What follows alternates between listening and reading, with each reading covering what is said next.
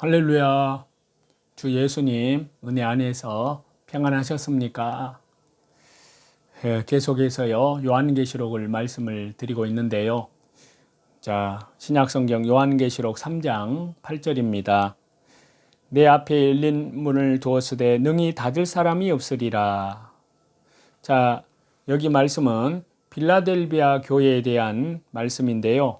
자, 빌라델비아 교회 성도들에게 약속하신 열린 문은 바로 예수 그리스도이십니다. 따라서 이러한 결론을 말하면 빌라델비아 교회는 정말 작은 능력밖에 없어서 자신들에게 닥친 삼중고를 스스로 버틸 수 없었습니다. 그러나 그 어린 연약한 교회가 승리할 수 있는 방법은 무슨 노력과 열매를 하나님 앞에 드리는 것이 아니라 그들 앞에 두신 열린 문, 즉 그리스도와 그리스도께 대한 신앙 고백입니다. 이것으로 빌라델비아 교회는요 여전히 하나님의 교회로서 영예를 지키고 이것이 이어져서 마지막 날에 심판조차 면제를 받게 됩니다. 자, 열린 문과 관련해서요 요한복음 10장 7절의 말씀을 보면요, 그러므로 예수님께서 다시 이르시되 내가 진실로 진실로 너희에게 말하노니 나는 양의 문이라. 자, 예수님은 하나님께서 택하신 그분의 자녀들, 즉 예수님을 자신의 구주로 고백하고 영접하는 자녀들에게 열린 문이 되어 주셨습니다. 다시 더 구체적으로 말씀드리면요, 주 예수님의 십자가의 죽으심과 부활을 통해서 완성된 온 세상 죄와 영원한 속죄, 또 죄사함으로 말미암는 그 말씀과 성령으로 거듭난 자녀들에게 열린 문이 되어 주셨다는 말씀입니다. 여기서 열린 문은요, 복음을 전하기 위한 기회, 어떤 사역의 기회, 일을 할 수 있는 요건 등이 아니라 양의 문이 되신 바로 예수님 자신이십니다.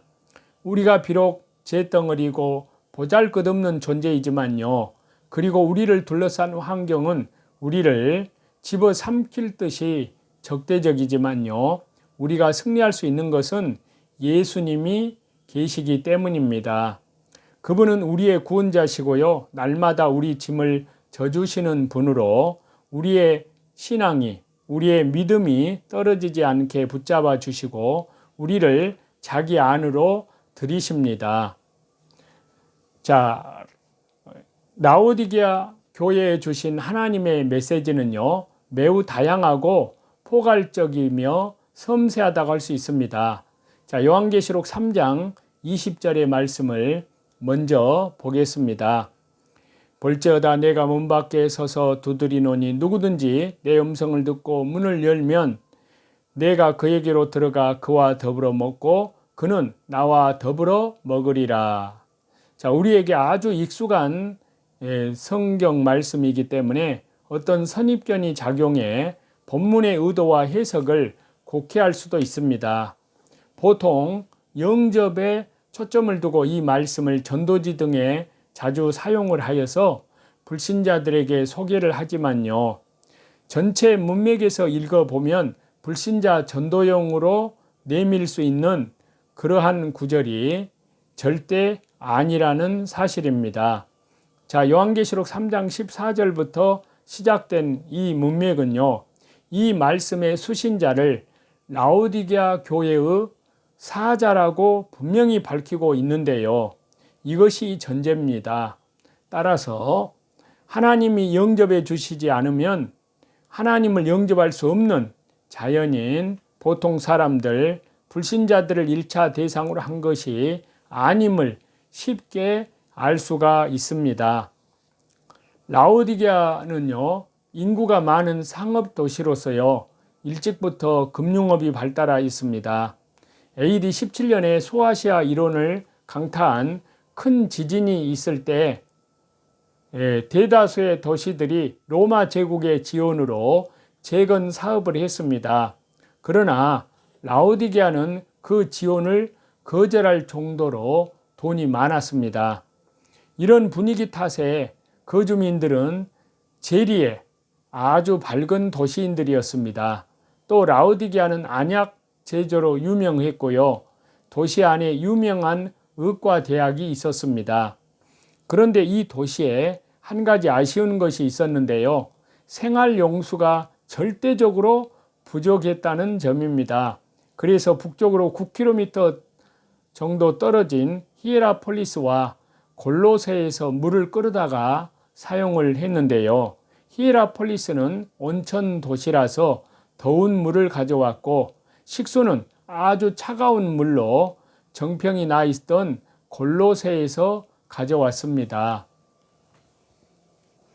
한국의 상고사는 여호와 하나님 신앙, 그리고 주 예수 그리스도께 대한 신앙, 기독교 신앙, 성령 하나님을 섬겨온 바로 성삼위일체 하나님 신앙을 계승한 한국의 상고사는요, 한인 황국시대 때부터 환웅배달국, 단군 조선국, 북부여, 고구려, 백제, 신라 시대까지 한국의 상고사는 기독교였다는 사실입니다. 자, 그 가운데 신라 시대의 기독교 유적들을 지난 시간까지 말씀을 드리면서 김춘추가 성경을 당나라로부터 받아왔고요. 단제 신채호도 조선 상고사에서 신라의 성경이 보관되어 있다는 주장을 했다는 말씀을 드렸는데요. 그 가운데 신라 시대 때는 기독교가 경교라는 이름으로 있었는데요. 기독교의 문헌들 가운데 세존포시론을 지난번에 말씀드리다가 말았는데요. 자, 세존포시론에는 마태복음의 산상수훈을 번역하면서 주의한 내용이 있다는 것을 말씀드렸는데, 그것을 이 시간에 잠깐 소개를 해드리면요. 마태복음 6장 3절에서 4절 보면은 구제할 때 은밀하게 하라. 또 마태복음 6장 6절에 기도할 때 은밀하게 하라. 또 마태복음 6장 14절에 15절을 보면 남의 과실을 용서하라. 또 마태복음 6장 19절에서 20절을 보시면요. 너희 보물을 하늘에 쌓아두라. 그리고 마태복음 6장 24절에 보시면 하나님과 재물을 겸하여 섬기지 못하느니라. 또 마태복음 6장 25절에서 28절에 공중의 새와 들의 백합화를 보라. 또 마태복음 7장 1절에서 5절을 보면 남을 비판하지 말라. 또 마태복음 7장 6절에 보면요. 거룩한 것을 개에게 주지 말라. 또 마태복음 7장 7절에서 12절을 보시면 기도의 자세에 대해서요. 또 마태복음 7장 13절에서 14절은 좁은 문으로 들어가라 라는 이런 내용이 기록이 되어 있습니다. 또 표운천사의 삼신은 곧 한 분의 상제이신데요. 다시 말씀드려서 삼신은 성부, 성자, 성령, 삼위일체 하나님, 바로 성경에 성부, 성자, 성령, 삼위일체 하나님을 말씀하고 있는데요. 이것을 신라시대 때 표운이 저수를 하였는데요. 원본은 사라졌고, 또 고려시대 이백이 태백일사에 그 내용의 일부를 발췌해서 수록을 하였는데요. 그 중에 일부를 소개해 드리면요. 표운천사의 이르기를 태시에 즉 태초에 상하 사방이 일찍이 아직 암흑으로 덮여 보이지를 않더니 상제로부터 문득 삼신이 계셨으니 곧 한 분의 상제이시라. 삼일체 하나님을 말씀하고 있습니다. 그리고 표운천사에서 말한다. 태시에 위아래의 사방은 일찍이 아직 암흑으로 덮여 보이지 않더니 상제로부터 또 삼신이 계셨으니 한 분의 상제시라. 주체는 곧 일신이요 각각 신이 따로 있음이 아니며 쓰임은 곧 삼신이시라. 삼신은 만물을 끌어내시고 전 세계를 통치하실 가늠하실 수 없는 크나큰 지혜와 능력을 가지셨더라. 그 형체를 나타내지 않으시고 최상의 꼭대기에 하늘에 앉아 계신 곳은 천만 옥토요 항상 크게 광명을 밝히시고 크게 신묘함을 나타내시며 크게 길한 상서를 내리시더라. 숨을 불어 만유를 만드시고 열을 뿜어내어 만물의 종자를 키우시며 신묘하게 행하시어 세상을 다스리시니라. 성경에 삼위일체 하나님 내용하고 너무나 정확하게 일치합니다. 찬송 드리겠습니다.